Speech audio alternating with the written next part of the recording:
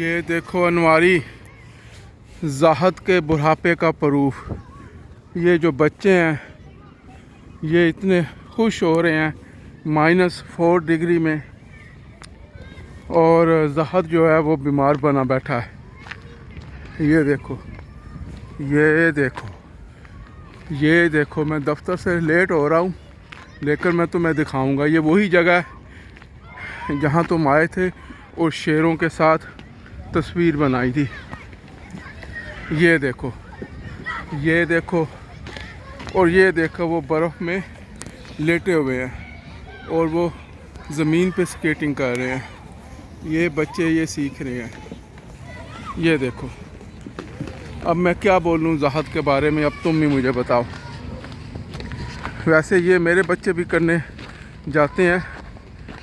जिस साइड पे हम रहते हैं उस साइड पे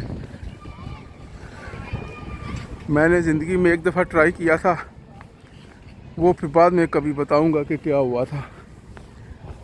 ओके, अल्लाह हाफिज़।